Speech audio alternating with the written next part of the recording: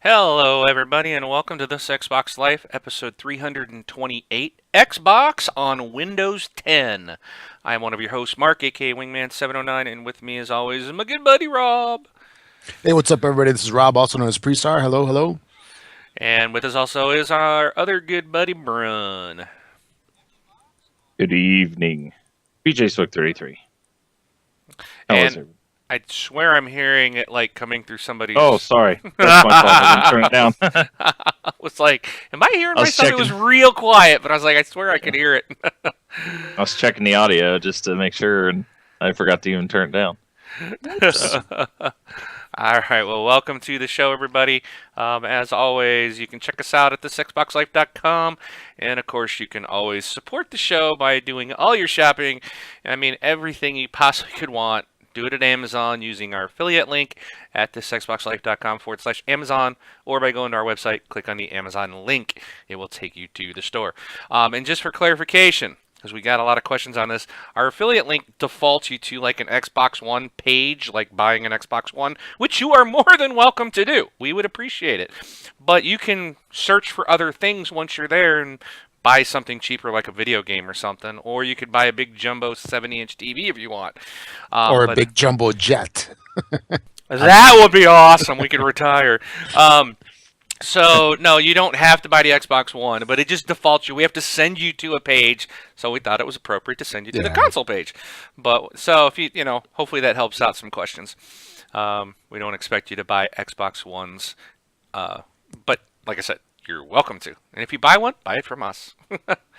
So all right, let's jump into it because we got a lot of stuff to talk about. I think we're all pretty excited this week.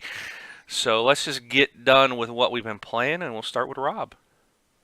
absolutely. So this has been kind of a slow week for me, gaming wise. Too much going on. Otherwise, just been doing a little bit of Trap Team with my son, and I think that's really about it. I don't think I played anything else this week, and I'm not gonna gush over Trap Team. I've done that enough past shows. So that's about it for me. How about it, Brun? well, had a gaming night this weekend at the Nighthawk 70. We all went up to his house. There's Dan the Man and my buddy Ken. Like four of us showed up at his house, and plus his two boys. We all sat down. We played pretty much Destiny for 10 hours, I think, something like that. Then we played a little bit of Smash Brothers. We also played started up Halo Master Chief Collection. Played started playing. I think we did Halo 3 because that's the first one that allows you to do 4-player co-op. But that's pretty much it. A lot of Destiny. Finally hit level 30. We went through the Vault of Glass and then started the Crota raid, but got kind of stuck on that. And I will say that I understand the point of a raid, and actually, Monkey Punch, if he shows up on here tonight, he was with us the entire time. He was one of the remote people, so it was like all of us in a room and him. But he helped out. But I understand the point of a raid, to be long and epic and to lots of teamwork and stuff like that.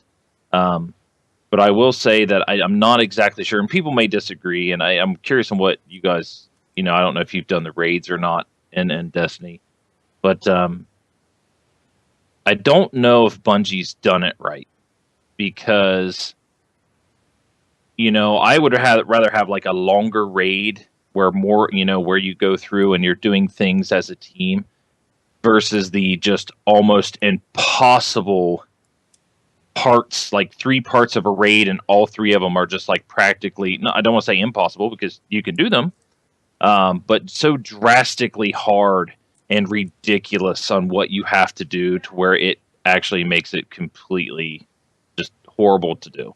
I mean, I have zero fun.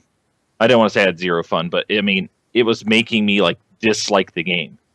If you're playing the same part of a raid for 3 hours, either you're not doing the right teamwork because people can do the whole thing in an hour, or it's just, why do something like that? Why is it that bad? So, you know, but we did it. So I didn't get, and the thing is, you do these raids and hoping to get like cool gear and stuff. I got zero. I got nothing. I got some Ascendant shards. That was it. So I was just like, I was so mad at that point. But that's all I did. And just real quick, for when we're talking games that are coming out this week, we're going to be hitting the Xbox games. But just real quick, pre-orders for Grim Fandango Remastered on PC. You can get it on PC or you can get them on PS4 or Vita. That's cross-buy, I believe. It's on Steam. It's on Good Old Games. It comes out Tuesday. So excited. Very excited. So anybody who hasn't played that or has and wants to play it again, get out there, because the reason why I'm promoting that is because that's my favorite game of all time. So yeah, it's coming back. I'm very excited. That's all. All right. Sorry, I had to mute my phone. It was ringing. All right. So I played a little bit of Dead Rising 3. I helped Vengeful Loki complete his campaign on that. He was near the end there a long time ago. Got stuck and never went back to it. So I was like, come on, let's finish this. So we finished it up the other night for him. And then I got back. Oh, my goodness. I have been sucked back into a game like nobody's business. I have been playing Titanfall a lot. Let me put it this way. Let's see. Last Tuesday, I think it was Tuesday when I started playing this again, I was a Gen 4 level, what was I, like a 42, I think, something like that. Right now, I forgot to look. I am a Gen 6. I think I hit 17 or 18 just a little bit ago tonight. So, yeah, I jumped up quite a bit in just less than a week. I am having so much fun. The Frontier mode, the Frontier Defense, which is essentially a horde mode of that game, that is so much fun. And if you think ranking up is too slow, play Frontier Defense. Wow. The only problem with it is that you don't have the opportunity to do pilot kills. So on your regen requirements, you can basically knock everything else out except for the pilot requirements. So then you got to jump into another game and do the stuff there. But like all your Titan kills and killing grunts and all that stuff, I mean, you get them so quick. There's so many. And it's fun. It's such a challenge and it's so much fun. I'm like addicted to it. It's, oh my goodness, I can't believe how much stuff was added into this game. I mean, I loved it when it first came out, and I really enjoyed the game. Had a lot of fun with it, and then a lot of other stuff came out, and it kind of got pushed to the wayside, and I just never went back to it. And then now that I've gone back to it, there's so much that they have put into this game that when I first booted it up, I was like, oh my gosh, what? There's like 9 options here. There used to be 3 options on this menu. And now they've expanded so many things. There's battle ranks. There's the horde mode. There's just so many things that they have done. And it's all for the better, man. The game is so much fun. So highly recommend, if you haven't played Titanfall in a while, check it out. Play Frontier Defense. It is a blast. Good times, and hit me up if you want to play. I will. That's all I'm playing. Well, until Tuesday. So we'll talk about that later. But Titanfall's back in my playlist. So, and that is all that I have played this week. Titanfall. That's all I needed. So this is like the first time in like, how many years we've been doing this show? 7 years? I think we're beyond that. Yeah, we're pushing plus the original show. So yeah, like 8 years. This is like the first time you've only played one game. No, usually you have like a nice list. I played Dead Rising 3 too, I said. For about an hour. You had it on your dashboard. I left all the Windows 8 games off my list. I've been playing a lot of those. Yeah. But those are like during the day, got to get my daily Sudoku done and my daily jackpot done, and those don't really count. People don't want to hear that every week, so. But I mean, it hasn't been a long time because not too long ago, all I played was Sunset Overdrive, and again, I love that. I just need more DLC, so. But Titanfall. Go back and check it if you guys got it. If you don't have it, I think it's still super cheap in the store. Go get it. It is so much fun. Awesome. Call of Duty with mechs, man. That's what it is, but it's even better. The gameplay is so much fun. And I've even gotten to the point where, like, I like pulling my mech down and just having him guard, like, the Harvester in the Frontier Defense, or having him just walk around with me, and then I've got my weapons out. So it's like it's just fun. I don't always have to be in the Titan to be fun. So, it's cool. Love it. So that's it. And let's head into the news. All right, beep, beep, beep, beep, beep, beep. Real quick, I don't know if Jeff's saying that he's got a bad connection now from Xbox to Twitch. And if he does, I don't know. Usually when you get hiccuping and stuff in Twitch on a computer, I usually refresh. So I don't know. You might want to close the app. Yeah, we've got several people in here right now. So. All right. Sorry. Go ahead, Rob. All right. Let's get going. All right. So first up, the latest patch for Halo, the Master Chief Collection, is live now for your digital getting, and focuses on matchmaking, UI, stability, and other features. For the matchmaking, which I think is everybody's hot button with this game, specifically the patch promises to improve search success rates, reduce instances of the awaiting privileges error, and then to correctly determine the player counts in each playlist, fix an issue where players appeared to be searching in the incorrect find game screen, and a countdown sound effect to the voting timer. The update should improve the network performance of Halo 2 Anniversary, lower the music volume in multiplayer menus, and fix stability issues across multiple games in both campaign and multiplayer. All right, until the next patch. All right, so DMI is a company that says it's been hard at work on several new games, including a new NASCAR racing sim for the PC, Xbox One, and the PS4. It's going to be launching in 2016, so that's next year for you folks.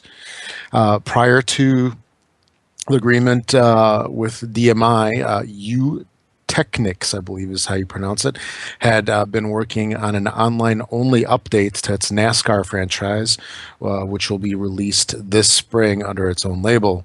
That'll be their last NASCAR title, and it'll be titled NASCAR 15. And that'll be available for the PC, 360, and PS3.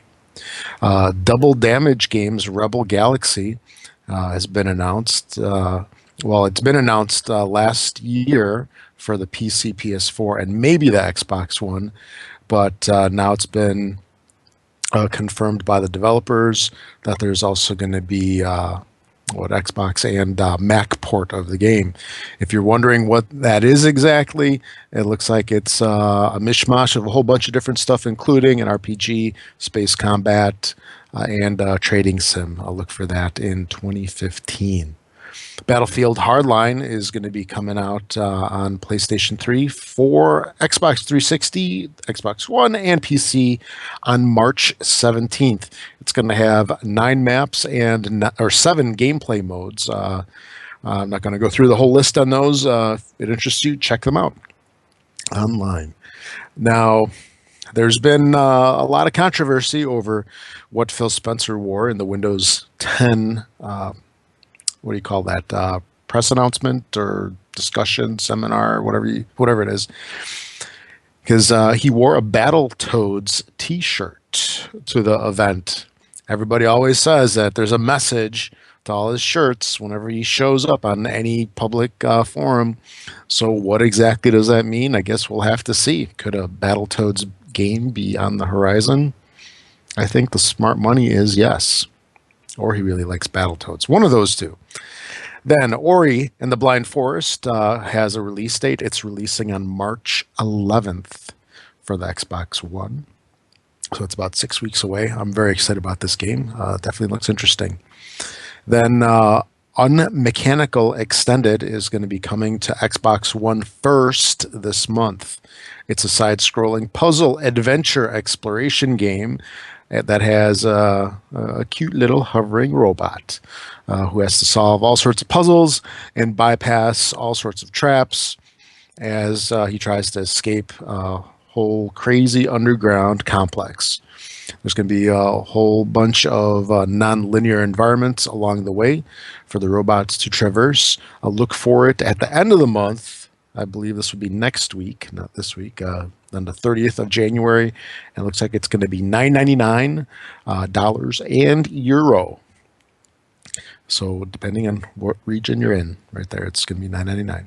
State of Decay Year 1 Survival Edition is going to be coming out on Xbox One on April 28th in North America and other countries shortly thereafter on May 1st.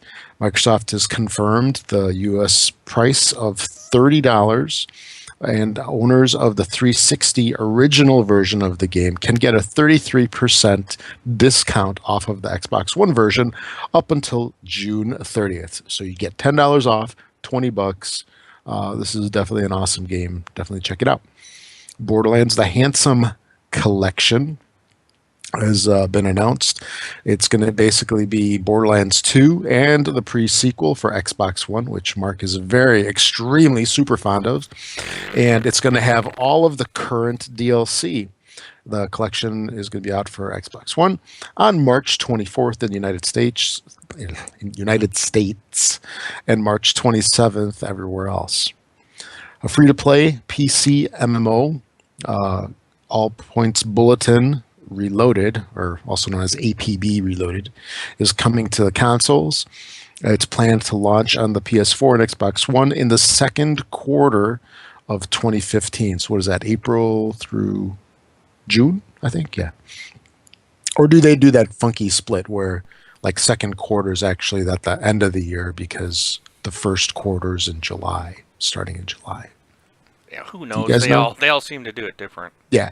So okay, either it's going to be out April through June, or it'll be out October through December. Either way, sometime this year. Who cares? All right. So the game is going to be free to play on both the consoles, and then it'll be available for download to all PS4 owners, of course. And Xbox One owners who have gold subscriptions will be able to join the game, but I think everybody does anyway.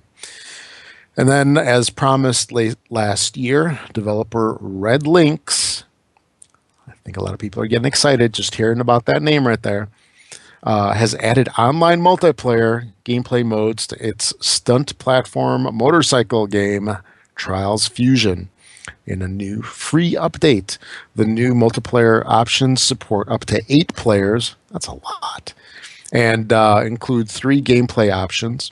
Online X Supercross has up to 8 players fighting against each other in a series of 3 races. Then Private Game and Private Game with Spectator allows players to alter race parameters ranging from track to speed and handling to the strength of gravity before the event. Additionally, Ubisoft has announced that the 4th Trials Fusion DLC pack titled Fire in the Deep is going to hit on January 27th. They say it's the biggest downloadable content pack yet. Fire in the Deep is gonna include. See, I'm all excited about this. I guess I'm like stammering here, lost for words. 11 new tracks, 5 new achievements and trophies to unlock, 27 new track challenges, and dozens of new editor objects. Like all Trials Fusion DLC packs, Fire in the Deep is priced at $5, but can also be found among the 5 DLC packs in the $20 Trials Fusion Season Pass. All right, then moving on. Riptide GP2 is now available for Xbox One. This is another one of those wave racers. Insert your craft here, whether it's those like jet skis or boats or whatever. I think a lot of them are pretty similar, but a lot of them are usually pretty fun. It's now available for Xbox One. Dying Light gets a new release date for the physical version of the game, and who knows if we'll be getting any kind of sorry guys DLC with that. Now we'll be Yeah, it's in the article. oh, so it is okay. I wasn't sure exactly how to take that in there. So so we do get, or they do. Is everybody going to get that? Who knows? We'll see it soon enough. New release date, which is going to be delayed now a month off of the digital release. Look for it on the 27th of February. And Elder Scrolls Online is coming to Xbox One on June 9th. It's got some new subtitle info there and no subscription fee, looks like. So I'm sure a lot of people are going to be into that one. And that is it for the news. Sorry, you just were talking about Elder Scrolls, right? Elder Scrolls Online. Yeah, I missed my cue on my image. See, that's what happened when I was chatting, responding to people in the chat, then I missed the cues on the images. So, It's okay. all right. So it's roundtable time, isn't it? Isn't it? Yes, please say it is. Yes. Say it is. It's like 2 weeks Yes, in it a is. row. I'm like so excited to get to the roundtable. Roundtable time. That's I That's don't good. see what we could That's talk good. about. I mean, it's not like anything happened this week. yeah. All right, so I think what we'll do here, I got everything listed out for our guys here to see on this end. So let's just talk about each. We'll take each one at a time. Okay, so what we're going to talk about. Here we go. Cough, cough. He's all Oh. choked up. Stupid cough. I got probably one more month and this thing will be gone. Then you'll get the next one. But hopefully you guys got to see the video. If you didn't watch the whole, man, it was like 2.5 hour long Windows 10 press conference this week. Mm. What? It was like 2.5 hours long, right, Braun? Yes, it was very long. I fell asleep during the. It's funny because I was fast forwarding through some of it because the Cortana section was very long, and the person giving it was very boring.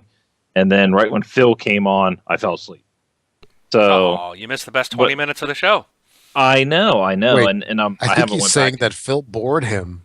No. Do he we did have to not find a bore. new host? Nice. Well, the funny thing is, before we get on to the cool stuff, is I'm glad they did a conference like this, Yes. but as a person who watches all the Apple conferences and well, I watch multiple conferences and stuff, and I know where these guys are trying to get to. They're trying to show off their stuff. I don't think they're trying to copy Apple directly because that's not what I'm getting at. But boy, oh boy, do they have to work on their transitions and stuff. It was very just weird, very weird. So definitely the first couple people that were on there, like Philip Spencer comes in, and he just talks normal and is going along, but the other guys are like trying to get involvement from the crowd and stuff, and the crowd's all just sitting there like just going. So, but yeah, sorry, Mark, but here's the cool stuff. What's the cool stuff? All right, so let's start. So here we go. So Xbox on Windows 10. With Xbox on Windows 10, we're bringing some of them, and I say we're because I'm reading the Microsoft press release. We're bringing some of the most exciting features from Xbox Live and some of the most popular Xbox experiences into Windows 10 itself. The built-in Xbox app is the place where your world of gaming comes together. It is a unified view of the games you care about, your friends, and your gaming activities. And with Xbox Live, more than 50 million members will now connect across screens in a new way. So let's take a closer look at what some of this means for gamers. So here are some of the highlights that were announced in the Windows 10 media briefing. So the first one we're going to talk about is the the Xbox app. And I'm going to be showing some some images here. I'll kind of just slowly kind of work my way through them. I've got pictures. Rob and I both have been using the Xbox app in our Windows 10 builds. So we've got some stuff we can show you, and we'll talk about our experiences with it. But to start out, it says the whole marketing line here. Is whether you only game on the PC, the console, or both, the Xbox app will bring together the most important aspects of your gaming life: games, friends, messages, activity feed, your gaming legacy with achievements, and much more. So let's talk about the Xbox app. Rob, you messed around with it. Why don't you tell us what you think first? Yeah, I've been using it on and off since Friday, and it's pretty neat. It's very early. What it does, and I think it does well, but I can't say it does a whole lot at this point. And they even tell you in the app basically that they're going to be doing updates often.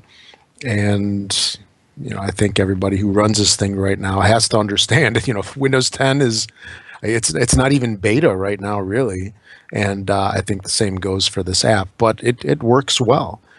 And it gives you a decent display of everything that you would normally see on your Xbox One. And for me, it's a lot easier to navigate. I find that the app is, you can just scroll through the activity feed, see stuff a lot easier. It's so much nicer to pull up videos that people post. Do you know what I'm saying, Mark?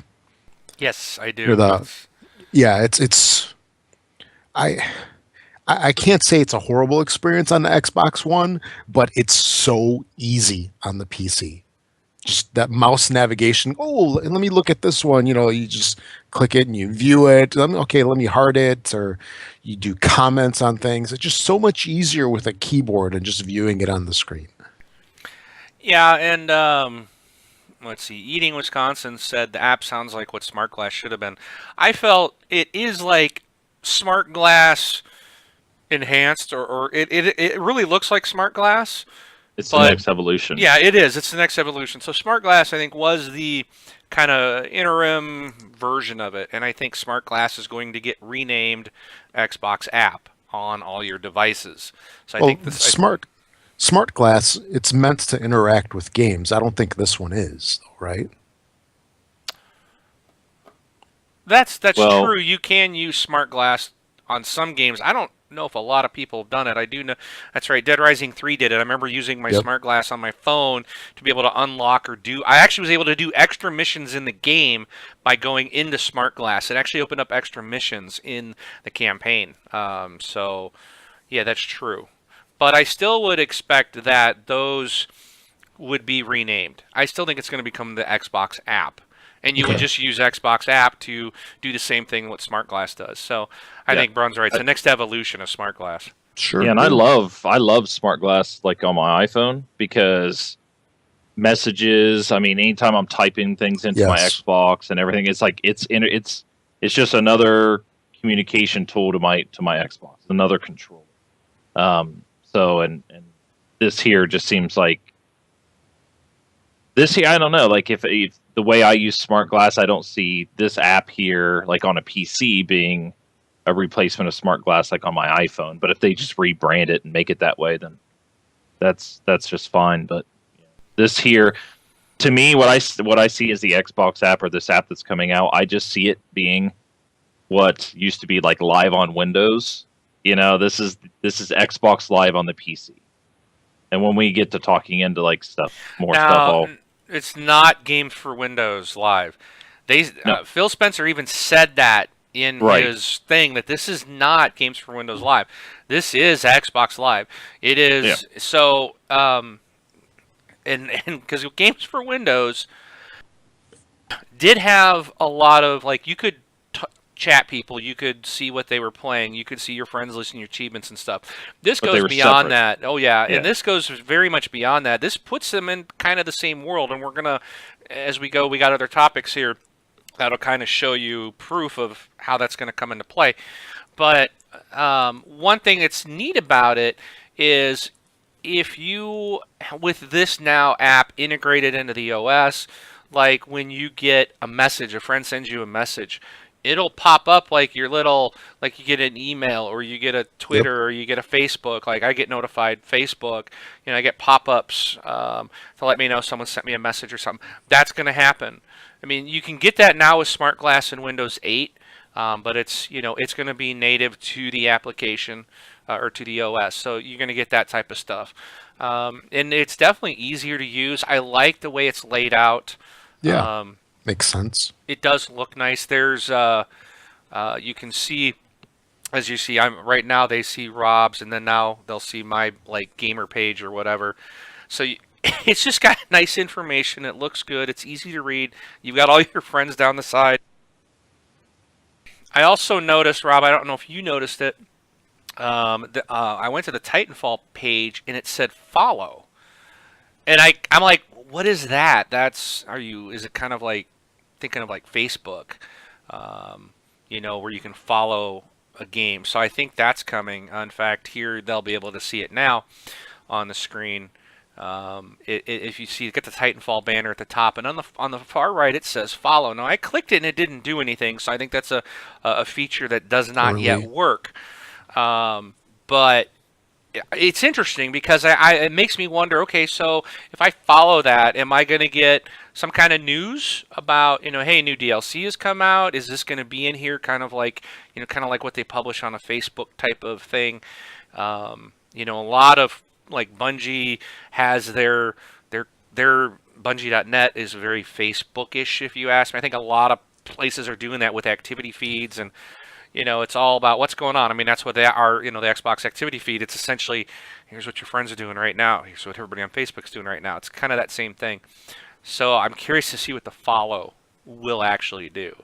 Right. And I think some of that, not only is it going to be like news or stuff like that, but I think it filters down like clips of people or people playing the game that you might be able to watch them on Twitch and stuff like that, but it keeps it to that game, so it's kind of used as like a filter.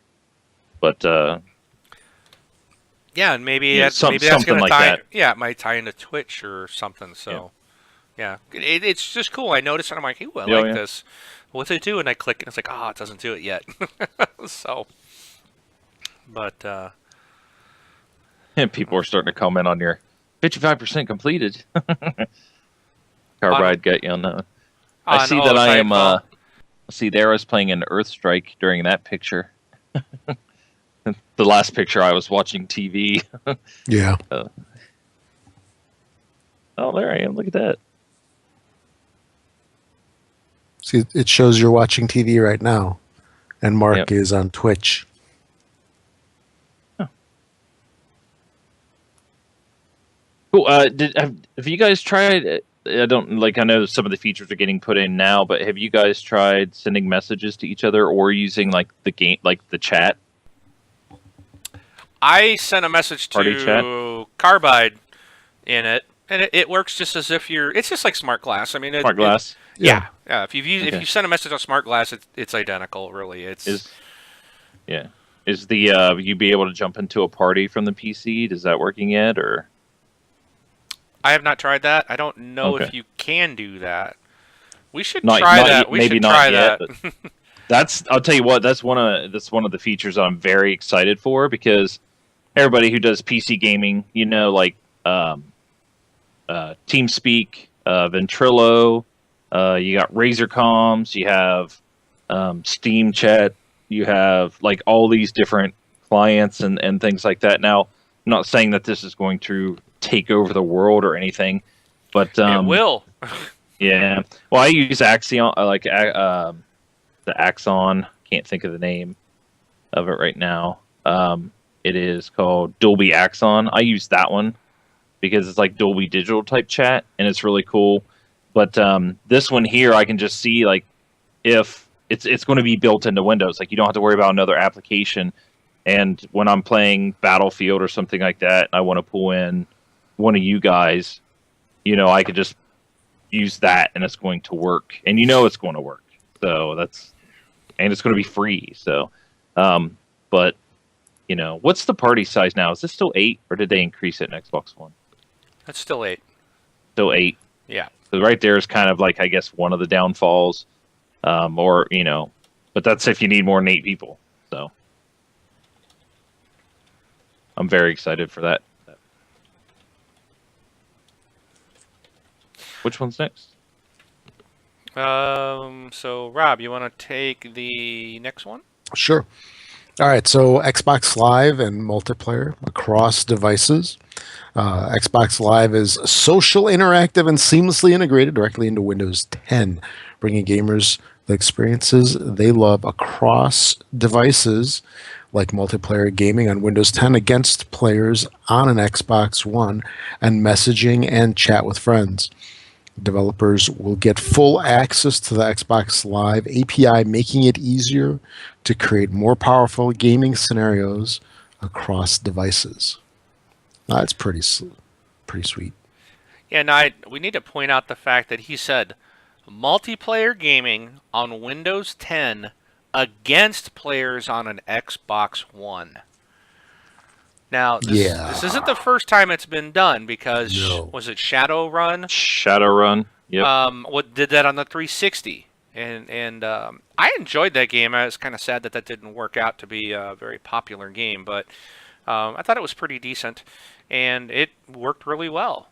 So Xbox gamers were playing, 360 gamers were playing against PC people. So my only concern with that is that a lot of times I heard it even tonight. Somebody was complaining that somebody was cheating, and there's really, unless I'm just completely oblivious to it, I'm not aware that you can easily hack and cheat. Cheat with hacks or aimbots and stuff like that on the Xbox. Maybe it's possible. I'm sure anything's possible, so it probably can be done. But I don't think it's near as prevalent as it is on the PC world. So my concern would be getting in a match. Now it's going to be like, is this guy on a PC? Is he using an aimbot? Because he was awful accurate. That's the one thing I don't like about the merging of the worlds. But I do kind of like it because it opens up a title to a larger audience. So The one thing that jumps out at me right away when I hear this is I remember there was talk about this kind of functionality a couple of years ago, probably like 1 or 2 years ago. And I remember them basically saying that they weren't going to go through with it just because the PC gamers annihilated everybody on the Xbox. You guys remember that? I mean, that was probably more 360 than it was Xbox One. I don't know if that makes any difference. Like during Shadowrun and stuff, I know the PC players had a pretty big advantage on that. So was it controller based?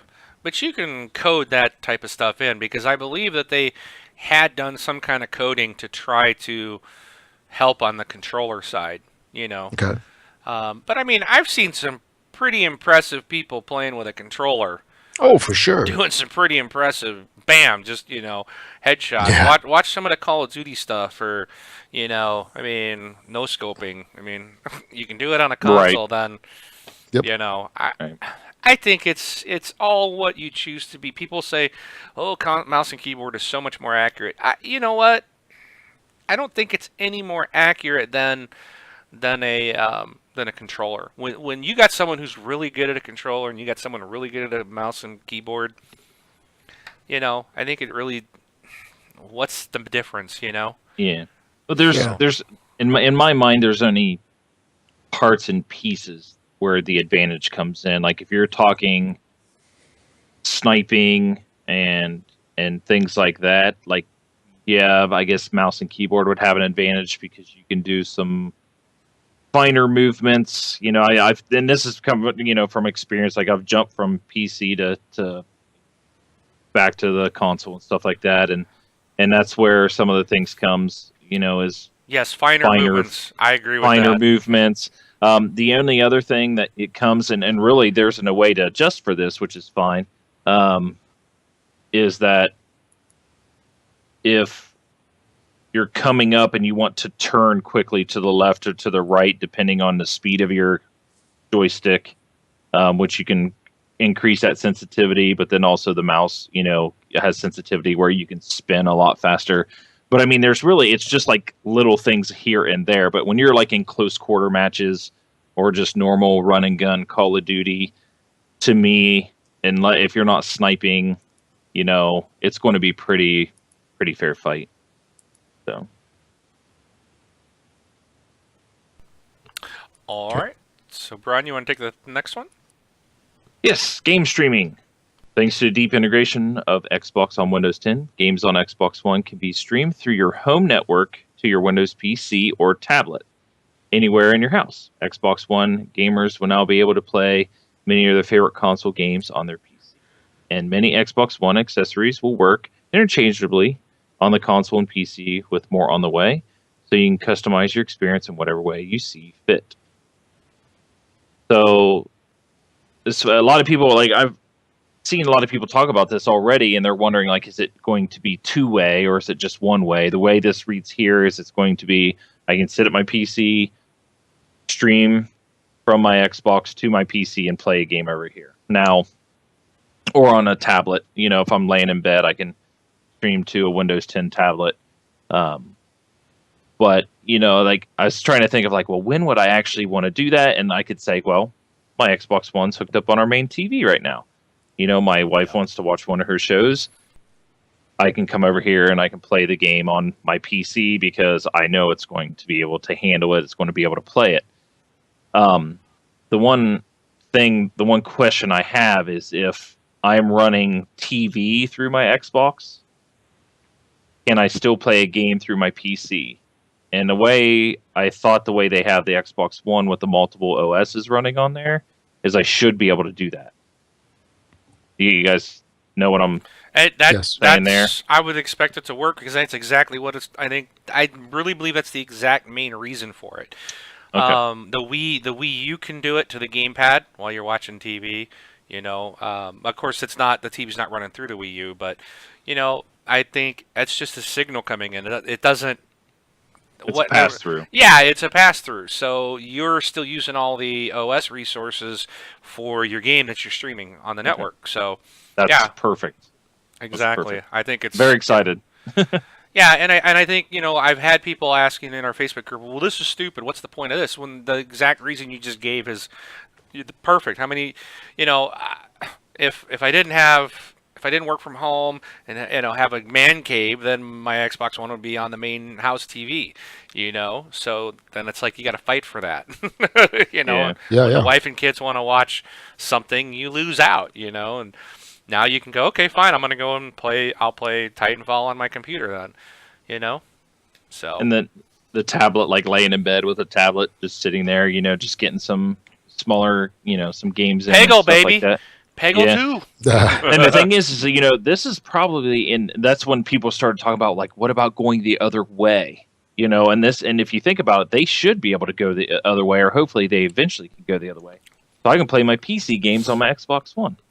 I'm pretty sure, You know. I'm positive I read an article this week. I thought I had it in our notes, and it looks like I had removed, because I was trying to get rid of all the duplicate stuff, and I was trying to get just the info, and I think I deleted it.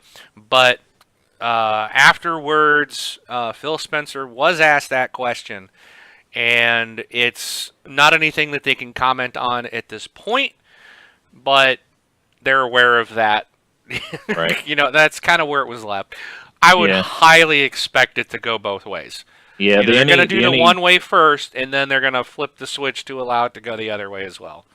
Yeah, the only discussion on that is how do they prevent people from just going and buying all their games on Steam, and then streaming that over to their Xbox One. You know, so basically, if I get Call of Duty on my PC, then what's keeping me from just buying it for the $30 on my PC on Steam instead of the $60 on my Xbox One and just streaming it over there? Well, then you are limited because, well, I think the difference there is you are going to be playing with the Steam people. And if you're used to playing that game and you're going to be playing with PC people, why would you want to take it to the console? Why would you put it on a big screen? If you're concerned with the keyboard mouse input versus controller, because you're going to be on a controller when you stream it to your. Yeah, I guess it would have to be a perfect match. So it would have to be one of those games where PC versus console is allowed. So you're playing in both communities, and it would have to be like at a perfect alignment, I guess, for it to actually be an issue. So I guess it's kind of you wouldn't be able to do it right out the gate because they did say when you stream from the Xbox to the PC, you still have to use an Xbox controller on your PC. You will Right. not be able to. They're not going to. You won't be able to use mouse and keyboard now on Titanfall all of a sudden. Okay, that's not going to work. Maybe in the future, now that that capability would be built into the console, into the OS, maybe the developers can code in those controls, but they're not going to go back and redo it. So again, that game on Steam is not going to be coded for a controller, and you True, can't. very true. So now you would need a mouse and keyboard hooked up to your Xbox One to play that Steam game that you're streaming to your Xbox. So I think they got to get over bigger hurdles going that way because of the controller. You have to find a way to make everything work on the controller. And it has to be mapped in the game that way. So I think once they do the one way, which would be easier, then they can start working with developers to say, we can do it the other way too. If you guys want to put in, recognition for the Xbox One controller and have key mappings for the controller. Rainbow Six, which one was it? I don't think it was one of the Vegas ones. I think it was the one right before that, which I think was Lockdown. Maybe it was one of the Vegas ones, but the PC version actually, you could select and play with the 360 controller. And I actually have the wireless adapter for my PC. I sat there and played a PC game with my 360 controller, and I loved it. I liked it so much better because I've gotten so used to that and away from the WASD, that I can't even do WASD anymore for the movement, and it's too slow for me. And it was just awesome to play that Rainbow Six game on the PC with a controller. So, but all right, so the next one, DirectX 12, and this, guys, this is making headlines all over the internet, and it's even being by non-Xbox people. So they said, we've enhanced our graphics technology to squeeze every ounce of performance out of your supported hardware and open up a new wave of innovation for high-end graphics, delivering greater complexity and detail on your current PC. Games authored or updated for DirectX 12 are able to run faster and have richer visuals, and this technology is already in the hands of developers today. The engines used to power hundreds of games are implementing DirectX 12, including Unreal Engine 4 from Epic and, as announced today, Unity. Now, this is all about PC. This announcement was for PC. However, someone posted this in our community. Someone posted or tweeted to Phil Spencer, since this requires specific hardware, is the Xbox One going to be able to use it, or are you going to have to do like a new hardware? Like a hardware refresh to have DirectX 12 there. And all Phil Spencer's reply was, we were aware of this when we built the Xbox One. That tells me the Xbox One hardware is already ready for DX12. Yep. I believe all along they were, the game came out, DX12's not ready yet. We've got to get it there, but we can upgrade the Xbox One to work with DX12. And I think, and he said in the press briefing, 50% performance increase from DX12 over DX11, which is what we currently have, and lower power consumption. So for if you're gaming on a laptop, you're going to have less power draw, and you get 50% performance increase. So can you imagine the games as good as they look on Xbox One today, them come along and say we're going to update this to support DX12, and all of a sudden you got 50% more performance and visual. I mean, they had a demo there where they were running and adding stuff to the environment, right? And the DX11 finally crapped out and hit 0 frames per second, right? Yep. The DX12 was still going at I don't remember if it was 30 or 60 frames a second. I don't recall, but it was either one or the two. It wasn't slowing down at all. And it kept adding more and more stuff into the environment. And I'm like, what we have today would have been dead. It would have frozen. It would have bricked it. So I mean, that's an amazing ability that this console is going to have, if indeed, which I believe is prepared for DX12. When that hits, this is what I thought. This is when I was watching this, and I told someone this earlier. When I was watching this show, the one thought came to my mind, and it was "suck it, Sony," because this was a fantastic conference. I thought, Yeah, it was. and with DX12, we've talked about it in the past, Yeah. and for them to actually be talking about it now, it's coming this year. I mean, it's going to be out this year. So I would expect by the end of the year that we have DX12 on Xbox, and we're going to just see some amazing stuff. So. And then they also, like, this wasn't a part of the conference, but they just unlocked. Didn't we talk about it last week, or maybe I read it last week? They just unlocked. Core. Yeah, Oh, like the the core. seventh core. Yeah. That Yep. was last week, I think, or the week So, before. does that mean? So, like, people were. I'm sitting there thinking, I was like, well, that means there's still one locked. Still one more locked, because I'm pretty sure it's probably not a 7-core processor. No, it's It's probably an 8-core. It's an 8-core processor.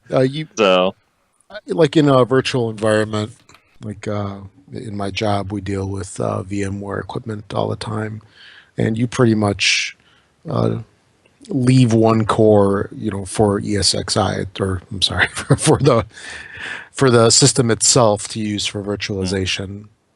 If you give everything to the hosts or the oh yeah, or is that the guests? I forget which it is. This is late in the day, but if you give everything to those virtual machines, then you don't have anything to run the back end.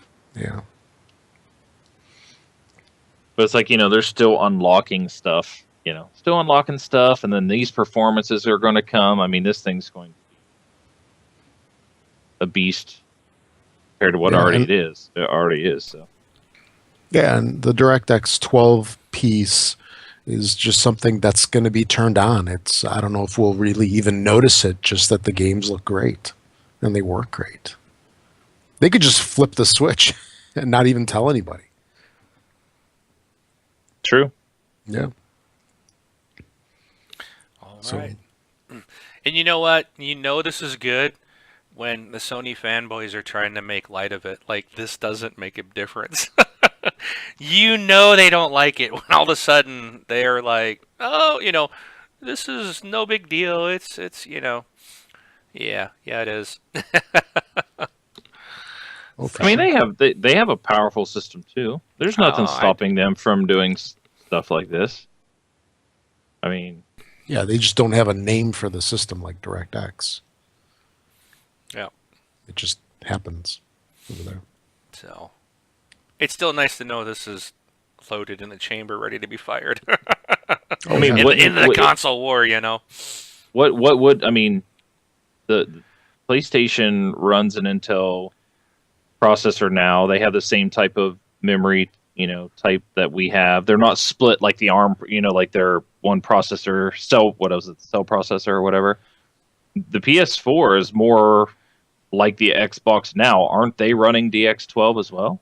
I mean, No, they're not. No, it's a Windows thing. Right. DirectX 12 is a Microsoft product, essentially, all right. for Windows. So they'd have to run Windows, which they don't.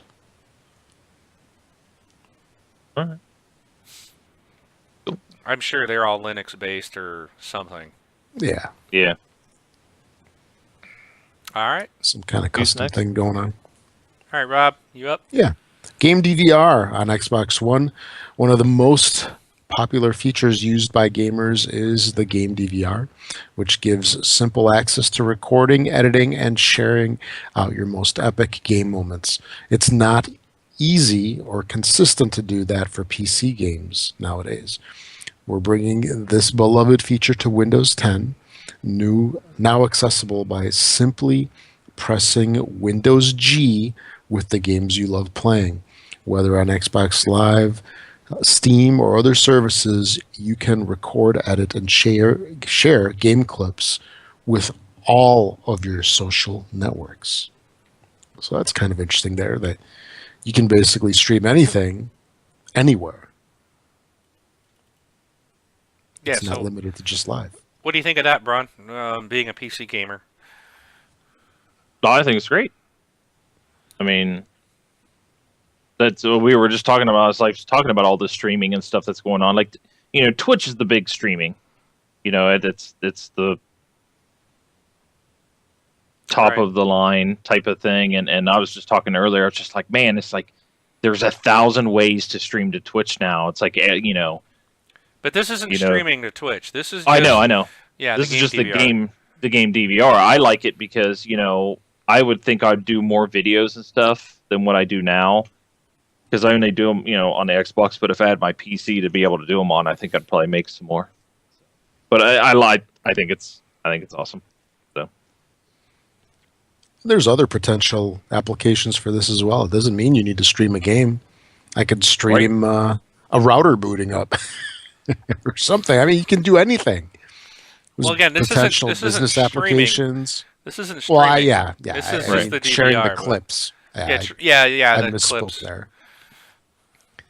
But yeah, you can share potentially anything.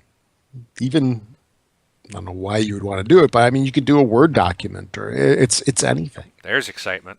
Yoo-hoo. I just- Or- Windows You know, 10, the- record that. Yeah. Dear Grandma. I just remember when we're talking about things we wanted to see on the new Xbox, a couple years ago, and we all three of us were just like, take the technology that Bungie uses. I don't know if this is Bungie's technology doing the game DVR, but it's like we want a game DVR to record any game that we're playing, and not just Halo. Now this isn't as deep and have the much depth as the Halo videos and stuff like that, but it's funny that was like something we were just like, they need to do this, and then they go and do it. And now it's not only are they doing that, it's now you can Xbox and your game DVR now edit it on your PC and then upload it to anywhere that you want, and just I think it's cool. Little things By the like that way- I get a kick out. By the way, I just tried Windows G. It does nothing. Yeah, not So- yet. Yeah. I was just curious. Yeah, we can't. Yeah, we can't stream. We can't yet stream, even though Rob and I have the app. We can't yet stream we can't play the games yet. So that stuff's Yeah. turned off. So, but it'll they'll be adding and upgrading it as the preview build continues. Do you have your VM up, Rob, or I run it on my laptop. oh, It's my native OS. I'm that brave. oh, but that's not what you're recording on right now. Yes, it is. Oh yeah, really? Okay. Yeah, I've been recording on Windows 10 for months now. Yeah, I was just wondering like which apps does not work and how well the gaming works, because I was actually considering putting it on my main machine, and or the one I'm on now, and I'm just like, should I be that brave? No, So it's a tech and preview. yeah, and I'm sitting there, I'm It's- just like, it'd just be so much work, and then all of a sudden I'm just like, I'd have to do it again a couple months later, because I don't know what date do you think they're shooting for on this? You think they're shooting for Yeah, like the but- typical like September, November, somewhere around there? It's late this year. Yeah, I'd say 'Cause I September, remember- October. I remember hearing that it's definitely going to be after the back to school season. Okay. So I figure September through November sometime. Okay.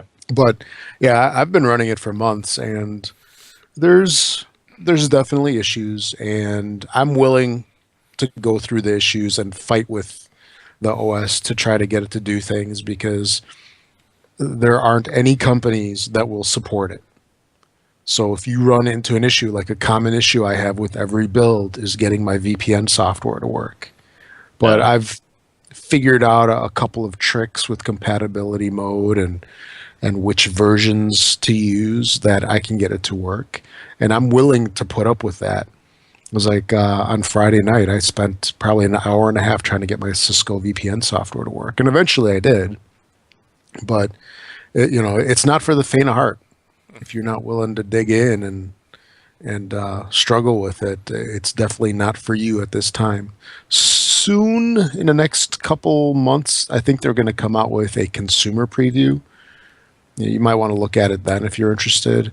But right now, it's consider it like pre-alpha almost. Yeah, I'll wait for like an RC. Yeah, Oh, yeah. There's and Hawk here says, it's a one-click rollback, and that's Yeah. and that's fine for when you're putting on top of 8.1 or something like that. But as far as in my mind, I'm coming up on one of my rebuild cycles. Like I rebuild every once in a while, just rebuild, clean, fresh. I always put operating systems fresh. I never do upgrades. Yeah. So if I would Amen, do the brother. 10, if I do the 10 preview, I would be putting 10 on there, and if it mess up, I'd be putting 8.1 back on. So it's just kind of like one of those things. Like, do I want to mess with that? Because I don't really have to worry about. Well, I have a bunch of games to install and re-download, but all my stuff's backed up. I run stuff in the cloud, things like that. So I'm not. Sorry, Jap just said. I guess it's time to upgrade his Windows 98. Yeah. Yeah, it I is. think Might we've wanna said go on to here. He's gonna go to me. Windows Yeah. Me. We've said on here before why it's not Windows 9, why they skipped to 10, and it's because there is code out there that if anybody's a VB developer or a .NET developer, just a developer at all, there's an if statement that says if OS dot starts with and then in quotes 9, then do this. So that means. And that code was put in there for when you were Windows 98, Windows, or Windows 95, Windows 98, Windows 98 Second Edition. So it was like whenever you're any one of those operating systems, it would perform, the task this way. Otherwise, if you're XP and all that stuff, it would do it this way. So they can't say Windows 9 because then it would try to run the old version of that type of code. So that's a lot of things are, people. It's one of the things out there. But That backwards compatibility gets you all the time. Yeah, true, very true. But that's the thing with Windows 10 and the way they talk about it. Like they're saying, like this is always going to be updated. To me, they're taking this like OS X. They're trying to make this the next operating system. Like the next Windows, I don't think is Windows 11 might not come out for 10 years. Who knows how long it's going to be Windows 10. I'm actually surprised they're giving it a number. I figured they would just call it Windows. So, but I mean, I like that. I like that upgrade approach that they're going to do because that's what we're used to on our phones, at least on the Android, and I think iOS might be similar. Why do you have to wait to get that big package of features when you can just get them here and there? And it's a better experience for everybody across the board. Because I know with my phone, I have a feeling that I get something new all the time, and I have less of an urge to get a new phone. You guys know what I'm saying? Yeah. Because it's like fresher. You get something new all the time versus this is the same old system that I've had for like the last 3 years. I need something new. Since 98. Yeah. Like Jap. Well, it's like with Windows 8, Windows 7 was out, Windows 8 came out. It was kind of 8.1 came out, and then they came out with like another update, I think, but it was still 8.1. And each time you're getting stuff and they're changing things, and Windows 10 seems to be right around the corner. You're keeping me fresh, you're keeping it new. I like that. But one big other thing, I know it's not here, it's not gaming related, but that new Spartan browser I'm very excited about because I'm a web developer. And at our office, they're still running like Windows 8 or IE 8, and some people are on IE 9, and it's taking forever. And they're actually talking about going to IE 10, and I'm just like, you need to go to 11. I was like, I have code that requires 11, so it's just like fighting tooth and nail for this. And now they're talking about going to Windows 8 at work. And I'm just like, why? Why start the talking now about Windows 8 or 8.1? Sorry, but 8.1 when you can just leave it for one more year and go to 10. Stop being 2 years behind. Oh, I know they will here. These companies are all going to skip 8, and we got a story in a few minutes on why. Oh, okay, sorry. But go ahead, Rob. You were going to say? No, I was going to say sometimes in an enterprise environment, the version that you're on is actually dictated by the software. I'll say applications or software that you run, because I see this so often where they're on some antiquated version of IE just because there's some system that won't run on anything newer. And it's such a core piece of software that they can't ditch it. Yeah. And the one thing about that, and this is me as a developer, I just had this conversation with my manager because, my team's like, we're developing and getting and doing this stuff is if you have a piece of software that can only run on a browser that's 3 years old or 3 versions old, it's not time to worry about getting a new browser. It's time to get a new piece of software. Yeah. And I don't understand how companies can survive on that either. Oh no, we don't upgrade our software ever. It's just like you're stuck with what you got. I just don't see how that happens. But yeah, to me it's not worrying about trying to get it to work on the new browsers. It's just time to get a new piece of software. Yeah. Go when you work for a big organization or a hospital and stuff like that, you know what? Go buy something else. But Brian, all right, that's where time to guys move like on. you that's where guys like you should smell opportunity. Yeah. See dollar signs. You got that old piece of software? Cha-ching! Let me help you. Hi, my name's Brun. Yeah, well, it's just like I develop web. Most of my stuff's web applications now anyway. So, but all right. We sidetracked. Sorry, everybody. Sorry. All right. Last thing. I'll do the last thing here. So, Fable Legends. Today, they announced that they are bringing Fable Legends to Windows 10 PCs, day and date with Xbox One version in 2015. This means Fable fans running Windows 10 will be able to play against their fellow gamers on Xbox One. It is the same game and the same world on the same map. Fable Legends is just the first of the major game franchises from Microsoft Studios coming to Windows 10, and will be more. And then we have more to share in the coming months. So if it's day and date, when's Fable Legends coming out? Is there a release date for Legends? That kind of give us an idea when Windows 10's coming out.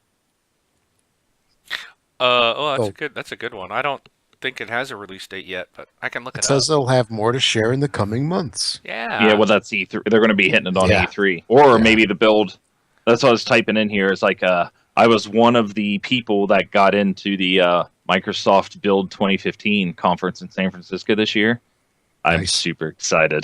Super excited. So I'll hopefully get to see some of this technology and stuff like that. Very happy. We'll have to get you rigged up for interview gear and stuff, so you can represent TXL out there and maybe interview some of the Microsoft guys. Yeah, a lot. It focuses on development and stuff like that. So, I bet you some of these guys might be there though, because if they're going to be talking about this, they might be talking about some of this integration with these two platforms. Yeah. So, but we'll see. You have to keep us updated. You'll be our roving reporter. Yeah, I have to talk to you after. We'll have to when we stop streaming, and it's just us. I'll share some stuff with you. All right. So. It just says 2015 for Fable Legends.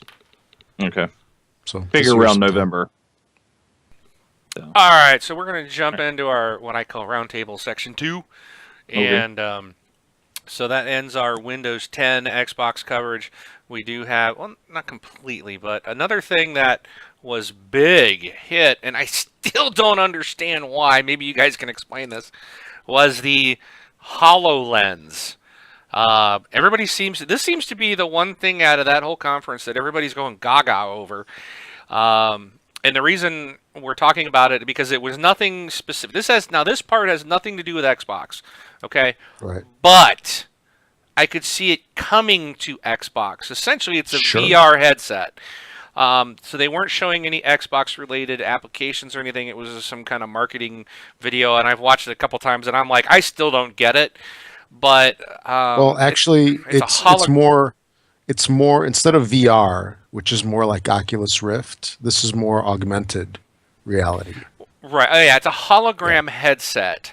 So sort of. The Google Glass type. Well, that's what they're calling it. It says it's a hologram headset. So you put it on and you can see your whole environment, and then they've got the other stuff like overlaid, and it was the thing is I don't know. You guys go on, because I don't get this. I don't see the point of this. Even through all their like Mars rover stuff and brain surgery and building a motorcycle, I'm like I didn't get what they were doing. It's more. It's like a HUD. It's to me, it's Yeah. the way I think of it, it's like a HUD. But Rob, I'll let you go first because Yeah. If you guys have ever played around with any of the augmented reality um, applications out there, there's a whole bunch that are available for the phones. If you're not familiar, usually you print something out on a printer or you get a card that you put down on a table. Then you run an app that enables the camera on your phone, for example, or your tablet or whatever. And then it recognizes, it scans the image on the card and it builds something like I don't know, like a little castle, or there was one that I've seen that had like a little basketball court with a little dude and a hoop. And then from that point on, whenever you move your phone, that image is essentially three-dimensional. You see it through the screen, and as you move the screen, let's say if you move it like in an arc around in a circle, sort of, you'll actually see it from all different angles because it'll build that image on the fly and give you the perception of 3D, but it's not really 3D and it's not even projected. It's not a hologram. A hologram implies that something is projected into physical space, that there's like a three-dimensional image in front of you. This is just something that's viewable only to the person that's wearing this helmet because it's actually just projected onto a HUD, like Brun had said, and only that person can see it. And then from that point on, it lets you interact with the environment because I guess the HoloLens piece has cameras and all sorts of different sensors out there that I got Connect cameras in it. is that what it is? A Connect camera? I think when they were doing their hand gestures and stuff, I think it's looking out at your hands. Yeah, I bet and it I is. imagine It's that gotta would be the Connect technology. Yeah, I bet you're absolutely right there. Because, I mean, why not? They own it. They don't have to buy it. They don't have to redevelop it. Can you imagine? Go ahead. It's like how many people have done this? Like, I have the goggles on, I'm going like this, and I'm turning knobs on a wall. You know. Sure you are. We're a family show. I was turning knobs on a wall. Yeah, Yeah, you are. but yeah, like the augmented reality stuff. They've got an Yeah, that's what what. I put that in the chat. They would come with those cards. Yeah, There's a little in the box.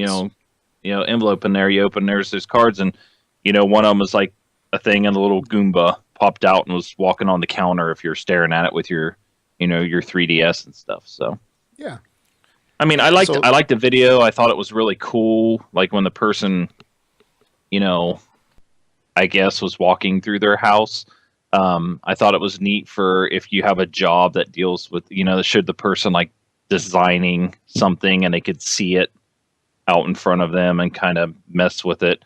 The one thing I thought was pretty funny is like when there was like 2 or 3 people walking around with them and they're all like, they all have these, it's not a small device. No. It's a pretty large device, but they, people are walking around with this device on their head, and it's just like, I can't see myself walking around work all day long with this device on my head. So that brings up my question: gimmick or real world application? That's a good question, and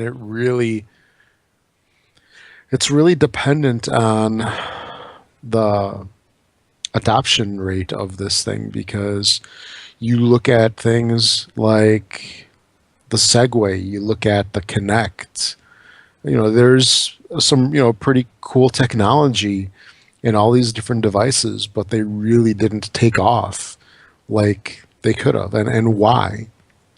And there's got to be a compelling reason for people to purchase this thing, because I can't imagine it being cheap.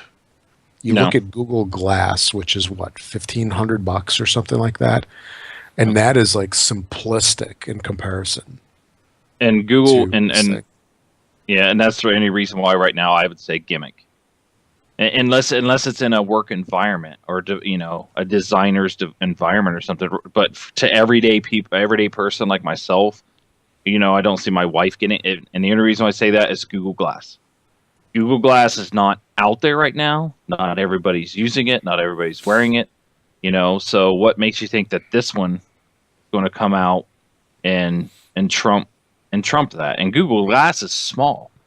It's somewhat small. People still kind of look at you weird, look at people weird when they have it on, but at least it's not this, Yeah, this you had thing's this sucker massive. on.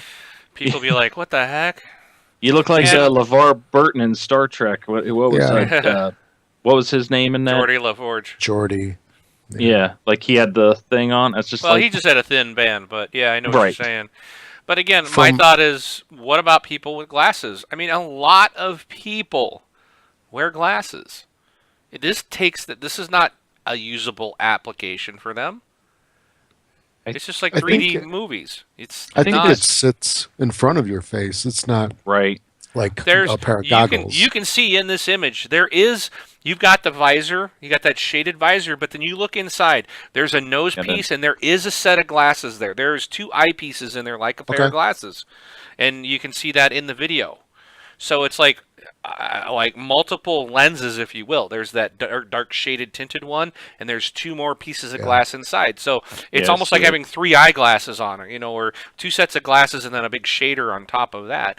Yeah. It does make complication. And I mean, we can't, obviously, I'm not saying, hey, the world needs to be designed for people with glasses, but there are a lot of people that have them, and I don't understand this desire to put wearable tech and everybody wanting to, like with 3D glasses and these types of things, I just don't see the draw to it. And even if I having didn't our have glasses, I still wouldn't want them, See, I think this is just the beginning. It's literally like, the early version of the bag phone, let's say for cellular devices. It's like the early version of the bag phone that we're looking at here. And, where people are going like, ooh, you can take it around, you can talk to people. And eventually they're going to improve on this. They're going to make it smaller. Eventually, I don't think it's going to, wherever this technology progresses, it's not necessarily always going to be something that you wear. But I think having something like this, where you're basically interacting with your environment in certain ways and making, like they showed in those videos, like the little Minecraft like game that sprawled all over your living room. I mean, that's pretty cool. And I imagine like our kids, they're going to have that, or, grandchildren or something like that. Yeah. How many, when, everybody's got robots and people are living on the moon. Like those old But sci-fi we got a Luma room for predictions. that. Yeah. We got a But- Luma room for putting your Minecraft into your living room, though, and that's not something you have to wear. Yeah. So, but even that's But- gimmicky too. But if it all gets us to Yeah, the it's- holodeck, then I'm cool with it. and it was even mentioned that the things that they showed were possible applications. Whether or not that is what eventually happens, who knows? But stuff like this is coming. I mean, there's, like, they showed the one thing in the video where somebody was working on like plumbing or something like that, and I heard in the demo that they did at this event, they did like to rewire a light switch. That stuff is coming. It will be here. We have a very basic version of that right now. I mean, you can stream, with Skype from your phone. Yeah. I mean, we've got like the primitive version of that available right now, and it's going to evolve. And this is the next step. It might not be the final step for consumer versions, but it's going in that direction. You know where I see this working? For all those tech centers. So when you call in and my PC doesn't work, okay, put your Yeah. headset on and you're Yeah. connecting that way so the tech can see your screen. He can see what you're looking at. Mhm. I Oh, think yeah. it'd be awesome for I might have to buy one for my mother. Yeah. like in the classroom. Something in Yeah. the classroom I think would be cool. Every student put them on, and the teacher can have AR type style Okay. discussions and stuff Oh, yeah. like that. But And what was I going to say? The one thing that I heard that was actually really interesting was that Paul Thurrott, that journalist that kind of specialized in Microsoft, he made some comments about it, and he basically said it was really stunning. It's hard to describe what it is visually to see, because I believe a lot of people have probably tried some form of like virtual reality headset, whatever it is across the years. Like they've got the Oculus one right now. That basically locks you into an environment and it replaces everything. Is kind of like how they describe it. This lets you see your room. You still see everything around you, and this just lays on top of it, which is what's cool and what's different. And I think this is like the first product that's really, or at least that's gotten a lot of press, that's really doing this and doing it well. Like the stuff we saw on the Nintendo, and I think the stuff that we're seeing on the phones, that's a gimmick. This is a step above a gimmick. It might still be a gimmick, but it's closer to something usable. Yeah. All right. Well, I guess we'll wait and see how it all pans out. Yeah. I mean, that's the main thing. Real quick before we finish, that's the thing. Is like I like tech. I like the tech. I think it's cool. All this stuff's cool. Like even if I call it a gimmick or not, doesn't mean that I don't like it or I don't want to see it like be everyone walking around with these things or whatever. It's I think where we need to get to is where it's on a contact lens. That's where the stuff needs to be. Implant. I don't know about that, but Yeah. All right.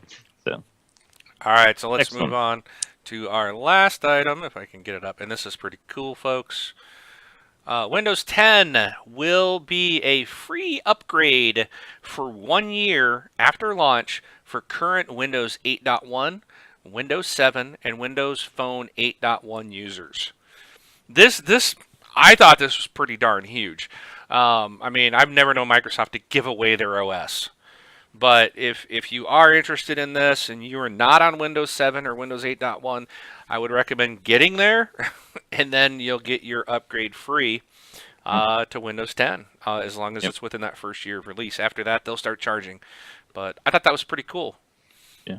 And once you do that, that device that Windows 10 is on will be kept upgraded for life, is the way they put it. Yeah. So, I mean, to me, what that says is like all their OSs from here on out are going to be free. Are going to be what? Free. If they're going to continue, if they're going to keep your device updated for life, then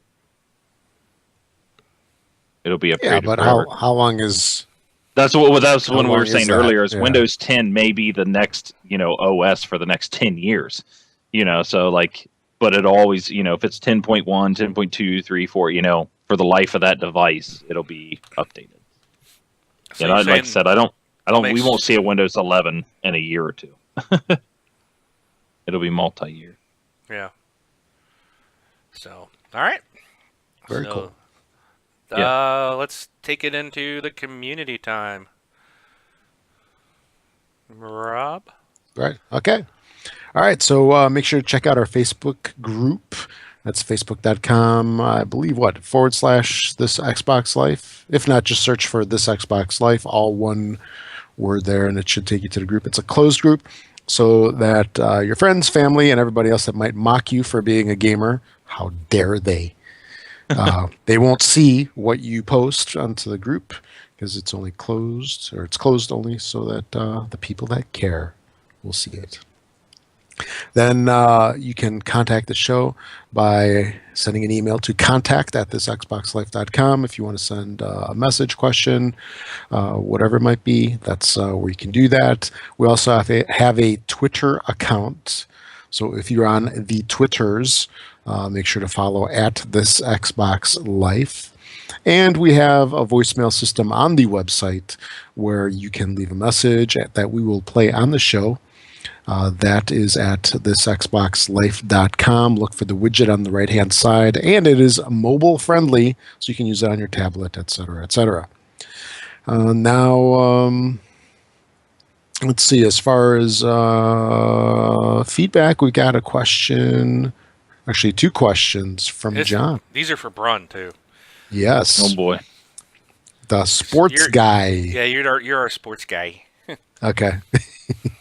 All right, first up, John asks, do you guys know if EA or another company will ever make another college football game?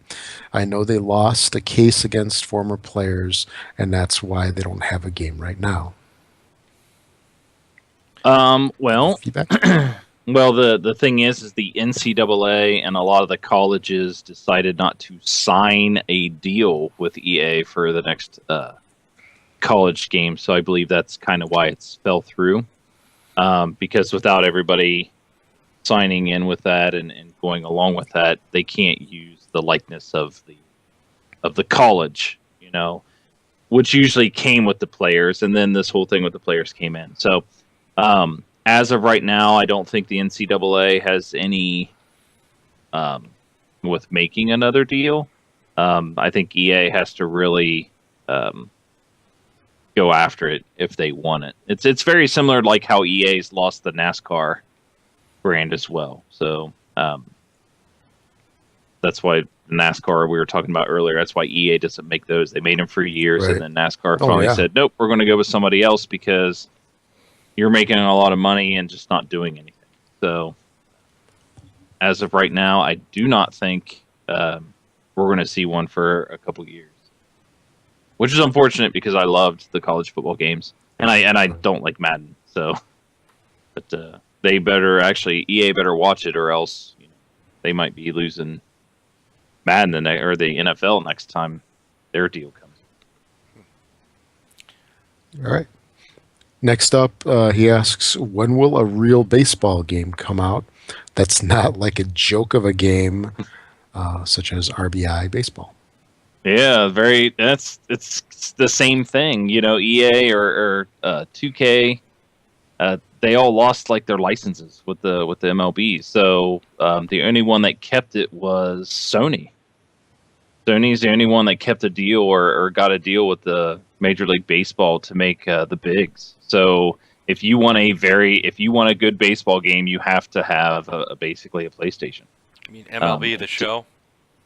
MLB the show. The show. Yes, you're correct. Sorry, that's the big one on Sony. Yeah, and that game's awesome too. Right. If you look at that game is wonderful. And the thing is EA and I think 2K. 2K was the last one on the Xbox, I believe. EA fell out even earlier because EA was making college ones there for a while. I think MVP like 05 or something like that was EA's last one, and then 2K was the only one, but 2K ruined it. They just didn't make changes. They were just pumping out the same game, with issues and stuff, but that's got to go to the PlayStation right now if you want a good game. A good baseball game. A good baseball game, yeah. So, and I mean, and any of these places can sign deals with any publisher. It's just EA was the one that had them locked down for the longest time. But they can sign with anybody. Like it could be Activision or Ubisoft. It's just whoever wants to pick up that deal.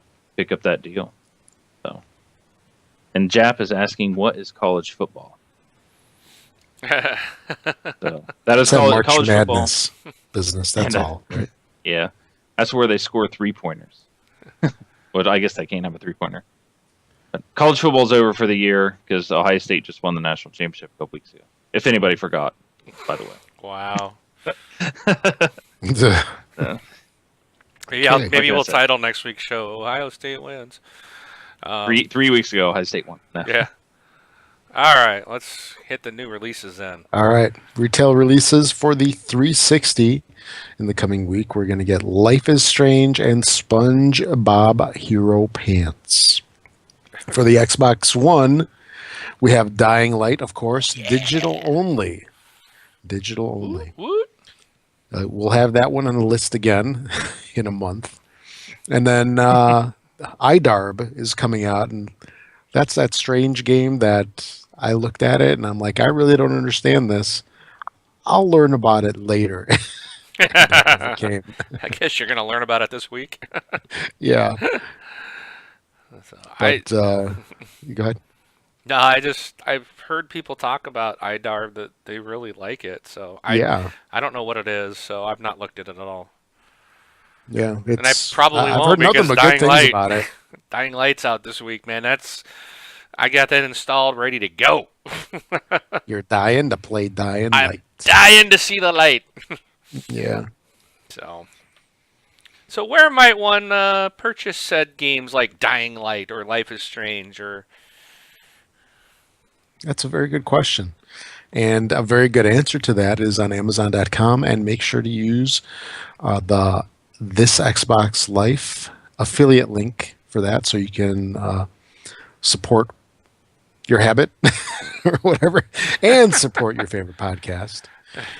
Just make sure to go to thisxboxlife.com/Amazon, or just go to the homepage of the show, upper right hand corner, click on one of the two Amazon links, which will take you to the Xbox One product page, from which then you can search for whatever you want. All right. Any last comments before we take off? Nope. Silence is golden. Yeah. Just looking forward to Dying Light and Homeworld. There you go. Remastered. It's on Xbox. Yeah, nor is the homeworld. All right. Well, if you guys listen to us on iTunes or whichever podcast choice you use to listen to the show, please rate us highly on there if you can to get the word out. And also be sure to subscribe to our Twitch feed and Twitter and Facebook and all that good stuff. And I guess we'll see you all here next week. I am Mark, aka Wingman709, taking off. I'm Rob, also known as Presar. Thanks for listening, everybody. We'll catch y'all next week. And Brun, BJ, Slick33, happy early birthday to Jap28 and Hawk, I believe. Wednesday and Thursday. Tuesday, something. This week, birthdays. Have a good one.